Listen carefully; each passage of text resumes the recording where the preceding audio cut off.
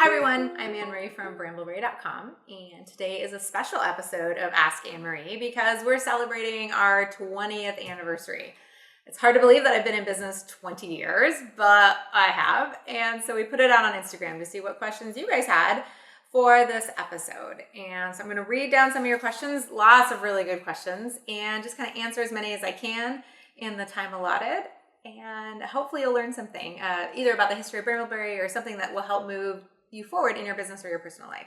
Labulariasoaps said, wow, 20 years, that's super amazing. Thank you. I'm as surprised as you are. Wait, did that sound bad? That sounds bad. When I started Bramble Berry, I didn't have any business experience. So to be still doing this in 20 years is actually sort of a surprise to me. So that's what I meant by that. You've always been an inspiration. Thanks. I have a question. What's the one thing, if there's any, you wish you knew when you were just starting your business? So I have made so many mistakes, like crazy amounts of mistakes. But the biggest one that I made when I was starting my business is not understanding the difference between cash flow and profit and loss. And so cash flow is literally like, when you have cash, where is it going? How are you spending it? And profit is that number at the bottom of the profit and loss statement. That is what you pay taxes on. The two, interestingly enough, are not the same, right? Because if you're growing, that takes cash to grow. Like say you sell one bar of soap and then you have enough money to replenish your bar of soap to remake it, but then you want to add another type of soap. So then you need the money to buy the next type of soap, right? Where is that money coming from? That's cash flow versus profit. So that's how I found myself $274,000 in debt at the age of 27, all on credit cards, because I didn't understand that growth sucks cash. And so the one thing I wish that I had paid closer attention to when I was starting Bramble Berry was just understanding what cash flow is, where profit is, and how the two are different. So I didn't get excited and be like, hey, I sold $10 worth of stuff and I have 50 cents left. I'm clearly fine. Instead it was, I have $10 worth of stuff. I had profits of 50 cents, but it cost me an extra $3 to buy all the new materials to then keep growing Bramble Berry. So cash is king. Cash flow is not the same as profits, and that's the one thing I wish I've known because, again, $274,000 in debt on credit cards, never a place you want to be. Really scary to come out of. Pearl Glow and Body Butter and Soap says, I watched an interview of yours on YouTube that you did a few years back. It was very informative. Thank you. My question is, what are the top 3 to 5 things other than insurance that you recommend you have to really get your business off and running? Solid question. And I think if you ask 10 business owners, they'll all have 10 different answers. I think my first answer is to have a really dialed in product line. When Bramble Berry started, there was 12 products. That was it, just 12 products, 2 soap bases, 6 molds, 6 fragrances. I guess that's 14 products. That was it. Just a very dialed in, solid product line. So for you, since you're in the bath and body industry, that would be figuring out what your niche is, right? Who are your customers? What's your specialty? Are you appealing to people that really like all natural soaps? Are you appealing to people that really are, trying to wean themselves off of a Bath and Body Works habit? So they want something slightly less fruity or not natural, but they still aren't really all the way over to the full natural. Like, what is your niche? And so figuring out what your niche is so you can really dial down into your line of products will help you because you'll spend less time marketing it. It'll cost you less money to replenish it, all of that kind of stuff. A second thing that you really need in order to get started, besides the business insurance and besides having your legal structure in place, is a very strong support network. Being a business is crazy amounts of hard. There's a reason why so many of them fail, right? It's just genuinely hard. And a lot of times it's late nights, early mornings, you feel really lonely. So having a strong support network of people that believe in you, that can really help, boost up your spirits when you're having a rough day is really important. Leaders are readers. So having the propensity and the curiosity to be very interested in learning what you can do to become a better business person is essential, right? Like when I started Bramble Berry, no degree in business, no idea how to run a company in the slightest. I had to teach it all to myself. And so I did that by reading books because I didn't go back to school to get my master's until I was 27, 28. So I did that all by reading books. And right now with YouTube and podcasts and all those amazing business books on the New York Times bestseller list every single week, you can learn how to run a business if you just apply yourself and read. So figuring out your niche, which then leads to really making a small, beautifully curated brand, having a strong support network, and then really dedicating yourself to reading and learning all that you can on business are the three things I definitely think you should be doing or be attempting while you're starting the business, before you're starting the business. Let's see, Sister Fulan. Said that wrong. Congrats on 20 years. My question is, if you could go back in time 20 years ago, what 3 pieces of advice would you give yourself?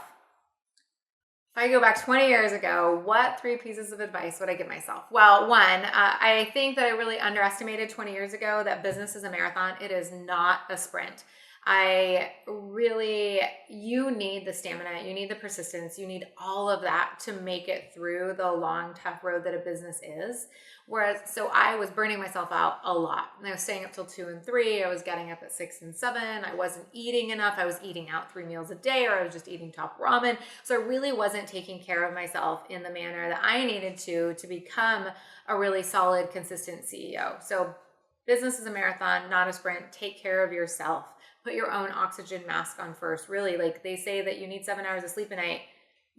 Try and, get at least 6. You need to eat the 3 square meals a day. Having those release valves for your stress, all of that's really important.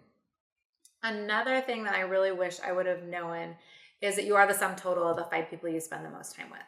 And what that means is if you really want to be a person that is super successful in business, then hang out with people that are really successful in business, people that inspire you, people that you admire, people that when you hold the mirror up, you would be proud to change lives or change personality traits or change value systems with them because they really inspire you to do better and to be better. I'm super lucky. I'm in a few different mastermind groups, and a mastermind group is really just a group of people that come together to talk about business. So we read business books, we talk about business highs, business lows, that kind of thing. And they are so key to inspiring me, both with their tactics, but also their habits, and making sure that I'm always trying to be the best that I can be as a leader, which is, that's easier said than done. I make tons and tons of mistakes all the time. The third one is, besides making a really good relationship with a bank, because they turn out to be very important, the third is just analysis paralysis.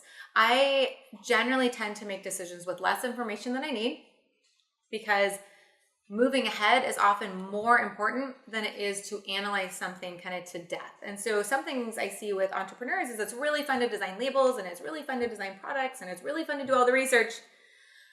But actually doing your first craft show is really scary. Actually walking into that first store to try and wholesale your products is really scary. And so not falling into the analysis paralysis and just getting very action oriented is another one of the keys to success I see a lot with a lot of entrepreneurs. It's not to say you don't do your research. It's not to say you don't use data to validate your gut, but a lot of doing business is literally just putting your one foot in front of the other, trying new things. If that doesn't work, trying a different way.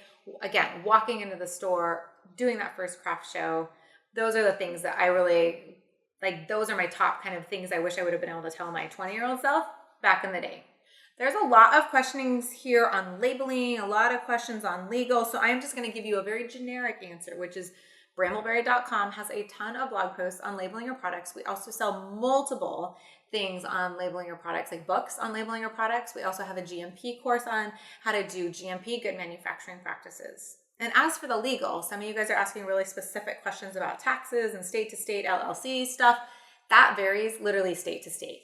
And your state, I guarantee you, will have a state website, Washington.gov is ours, wa.gov, that will tell you all the things you need to know. And if you can't figure out their website for your own state, you can call them. And they're the government. They are actually here to help you. And they will tell you how you file your taxes, how to get your LLC, and all of that kind of stuff. And so it varies from state to state. Google's your friend. Your state website is your friend. And as for the labeling, please do it. Please do it right. Read all the stuff on brambleberry.com because it is free for those. Or we do have books that you can get to figuring out the labeling, which is very, very important. A, it helps the consumer figure out what's in your products. B, it markets your products, right? It differentiates all your products from everybody else's on the shelves. And C, it is the law, right? The FDA and the FTC do want you to label your products appropriately. So kudos for you guys for asking those questions, and just know the resources are out there. Okay, the Sensible Shop Hi. Says, congratulations. Thanks. Thank you. I recently took the plunge and I started my business. Okay, awesome. Is there a book or two that you would highly recommend for a soaping business? No to and tips. So, I mean, obviously for soaping businesses that we don't have a lot of like soaping specific books out there. Bramble Berry has a ton of soap making books, but let's just talk about soap businesses, right?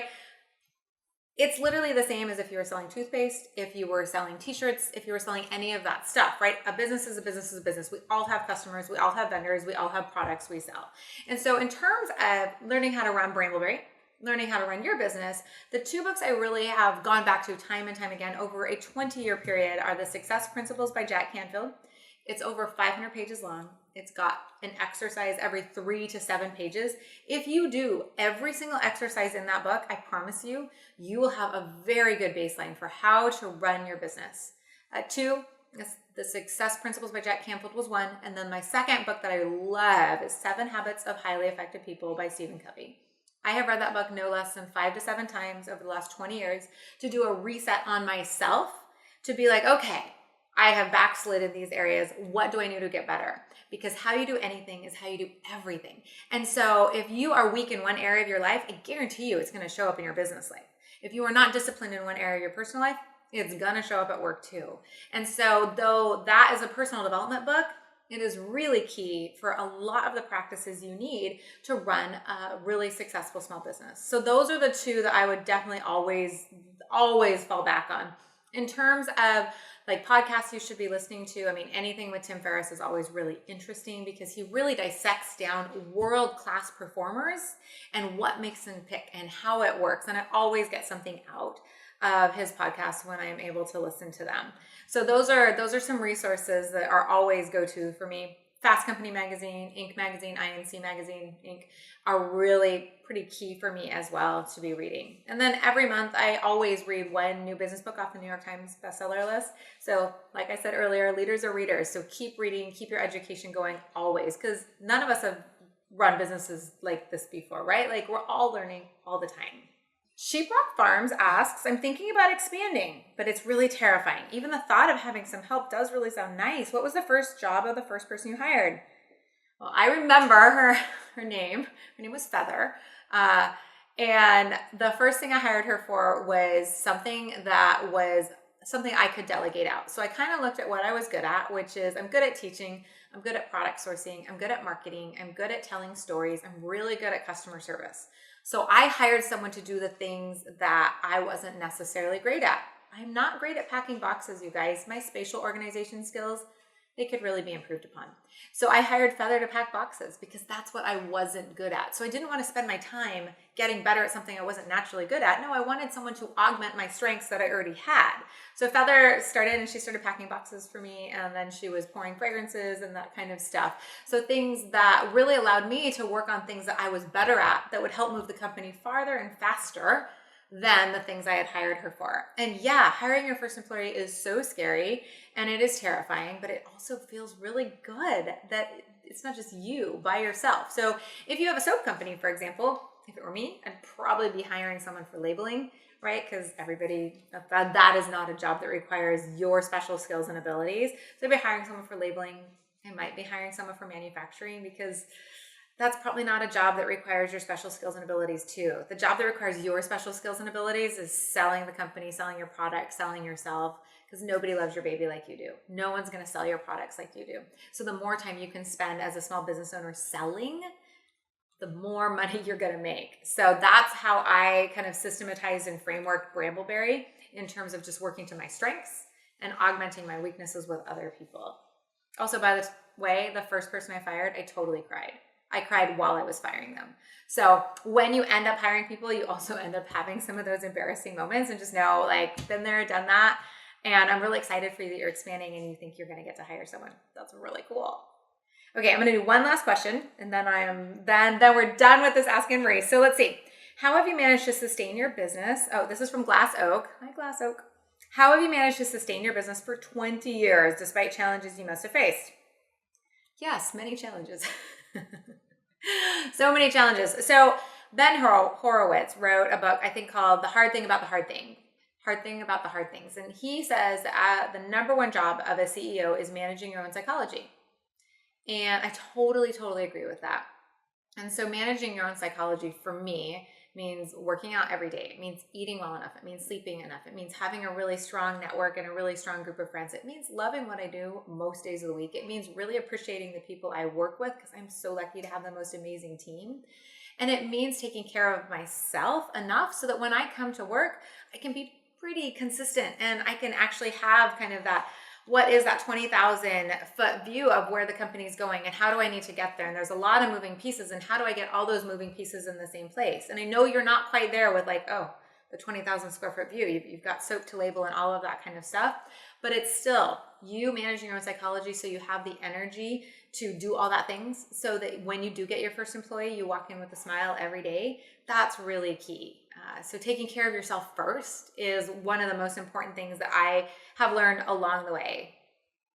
Another thing is that I'm pretty adaptable and pretty flexible. There are so many things that go wrong every single day, or there's so many roadblocks that I hit where it's like, oh, we're waiting on this. And so I'm like, oh, okay, I got to switch to something else. Or, well, this product didn't come in, so we have to switch to that. And so being adaptable and being flexible and not being super rigid in how things have to go is really a big part of being successful in business. Because if you set your goal line here and then you're like, the only way I'm going to get there is this very, very, very narrow path. If something goes wrong on your narrow path, you're totally stuck, right? You're stymied. You have to figure out a way to go around or go over whatever hurdle or obstacle you have. So being really creative in your flexibility and adaptability. But on the flip side, you also have to be really persistent in what your goals are. And so you have to do what others won't do in order to get what others won't have. So that means once a year, coming up with your goals and your metrics and figuring out kind of the general direction of where you're going so you can be persistent in plotting with one step ahead of, like one step every single day. Like, where am I going? It's kind of over here. It's this thing. I need to be adaptable. I need to be flexible, but you need to be really persistent in reaching what that final goal is. So the yearly goal setting with kind of breaking it down into the monthly and quarterly goals and just doing one tiny thing at a time is really, really, really important. I remember once I was trying to do an experimental private label essential oils line, right? Because essential oils are super popular. And so we were selling the essential oils through Amazon, and I was also selling them through stores. And in order to get the 15 stores to carry the essential oils, I made over 700 different cold calls. I think it was like 763, right? The way I did that was by making myself a goal that I was going to do 5 cold calls a day. That was it. It wasn't a huge goal, like 5 cold calls a day. That you can do 5 a day, but I just did that every single day until all those calls were done. And so that's what I mean about the persistence, just being willing to do the very boring work all the time. And knowing that once you get it done, I would do feared things first concept, right? Get it done first, and then I'd be able to do all the other stuff that I wanted to do or needed to do. But once you get it done, then you can go on to other things. So flexible, adaptable, yet persistent, and then making sure you're managing your own psychology. Those are really just huge keys for me and how I've been lucky enough to build Bramble Berry. And I want to say that people are a huge component of Bramble Berry's success. Like, I've been very lucky to hire some key team members along the way that have really believed in the vision of Bramble Berry, really understood that everyone is creative and creativity is essential. And so we always do everything with that framework. So I've been really lucky to surround myself with people every day that I like, respect, and admire and believe in the vision for Bramble Berry. So figuring out vision and values was really key for that. You guys, that is the end of today's Ask Anne-Marie. We have, remember, lots of Ask Anne-Marie's up at the Bramble Berry resources tab, the In the Studio tab. So if you liked this, be sure to tune in for the next one, watch previous ones. And until next time, you guys, I can't wait to see what you're creating. Make sure you are hashtagging #BrambleOn, because I scroll through those Instagram feeds all the time for inspiration and ideas. You guys bring me a lot of joy when I see what you create with our stuff. Thanks so much. Bye.